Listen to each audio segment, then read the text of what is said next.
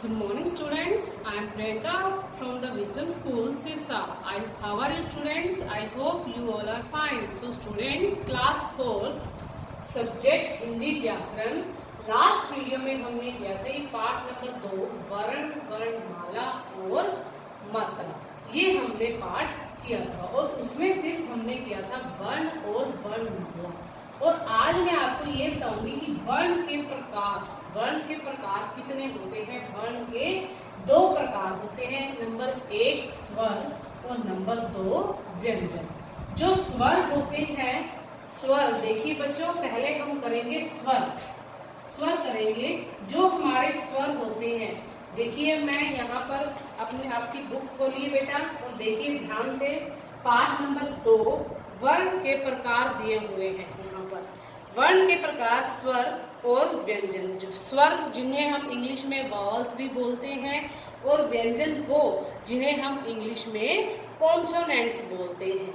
And next देखिए स्वर की परिभाषा है, स्वरों का उच्चारण स्वतंत्र रूप से किया जाता है।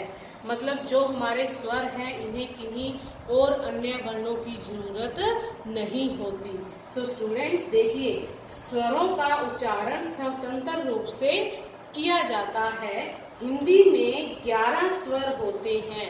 देखिए अब आपकी बुक में ये दिए हुए हैं अ, आ, इ, उ, री, ए, आई, ओ, औ। अब देखिए मैं इसे एक बार आपकी इसके यहाँ स्वर लिखती हूँ। स्वर कितने होते हैं? ये 11 होते हैं। अ, आ, इ, उ, री, ए, आई, ओ, आओ। अब देखिए अब हम इसे काउंट करेंगे। देखिए 1 2 3 4 5 6 7 8 9 10 11। तो हमारे हिंदी में कितने स्वर हैं?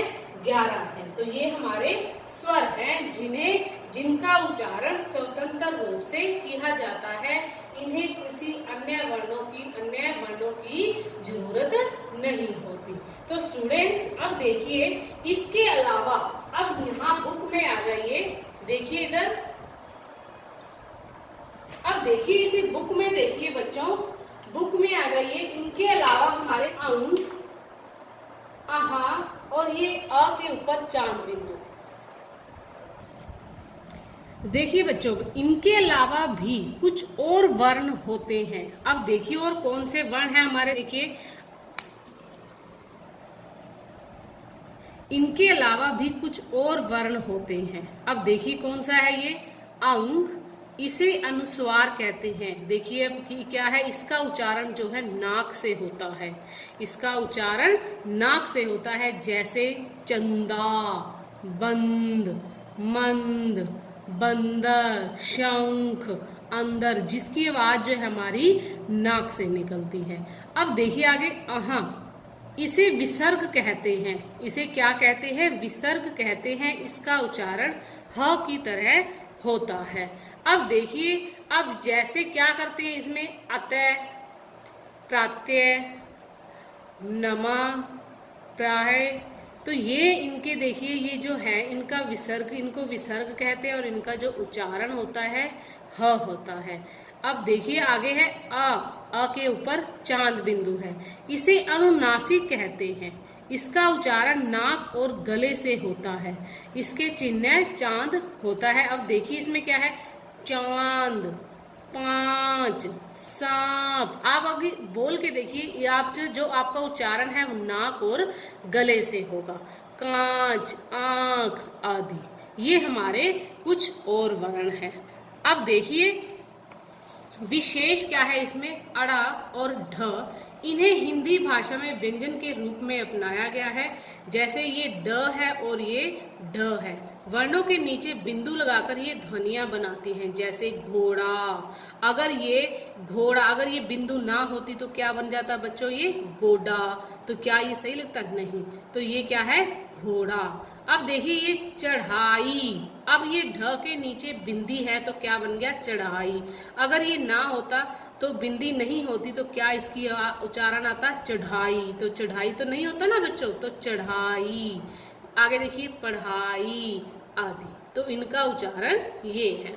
आगे देखिए अंग्रेजी भाषा के प्रभाव के कारण आ को भी स्वरों में शामिल कर लिया गया है, जैसे डाल, काल, बक्स, ऑफिस।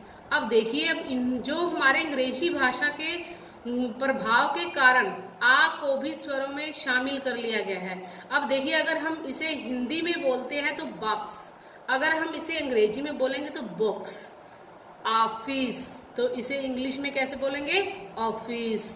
अब देखिए इसे डॉक्टर हिंदी में बोलेंगे और इंग्लिश में क्या बोलेंगे? डॉक्टर।